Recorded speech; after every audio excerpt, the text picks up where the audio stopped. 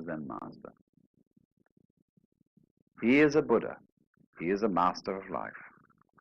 And if he is, the reason why he is that he has discovered the unreality of the whole problem.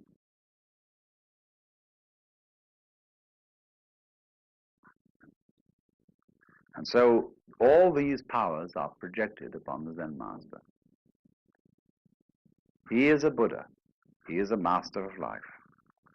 And if he is, the reason why he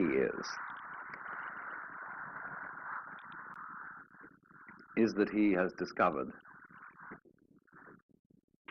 the unreality of the whole problem. There is not life on the one hand and you on the other. It's all the same. But you see, you can't tell people that. And just by telling, get them to see it.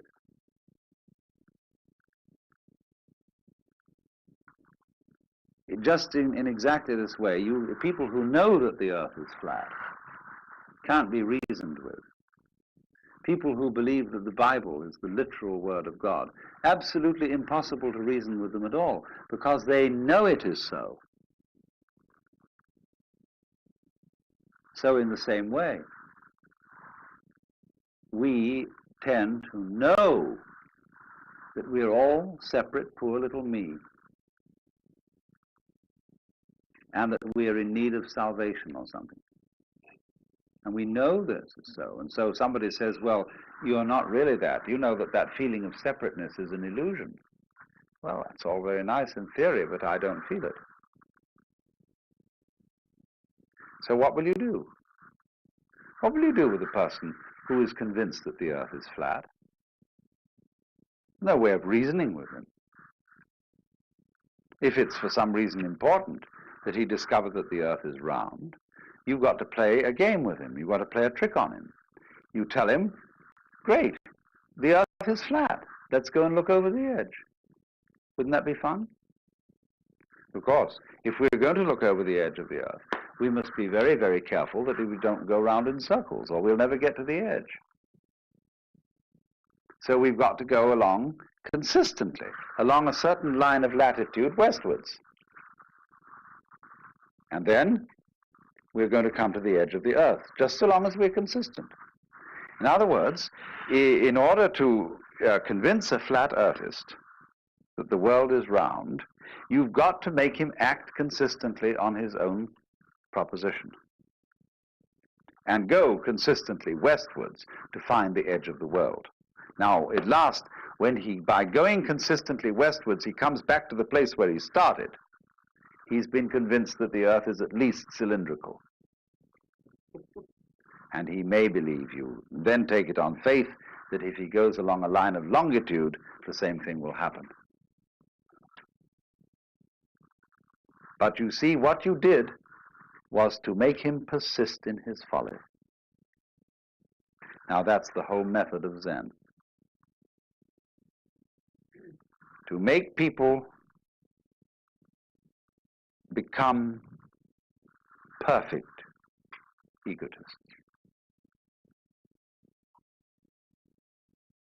And so explode the illusion of the separate ego. So what happens? In effect, then, in the discipline of Zen, when you finally convince the master that you are stupid enough to be accepted as a student, because you've persisted and because you've defined yourself as someone having a problem, he has warned you well in advance that he has nothing to teach. But he says, now I will ask you a question. There are many ways of asking this question, but they all boil down to one common theme, and that is, who are you? You say you have a problem.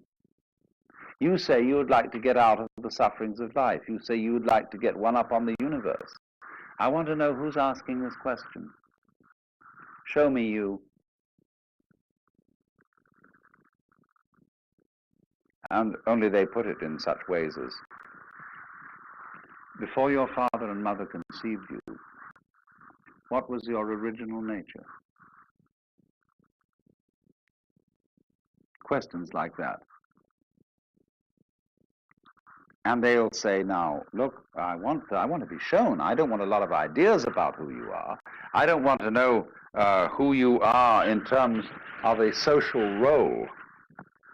You know, that you have such degrees or you have such professional qualifications and such a name and such a family. All that's the past. I want to see you genuinely now. It's like saying to a person, now, don't be self-conscious, see? I want you right this minute to be completely sincere.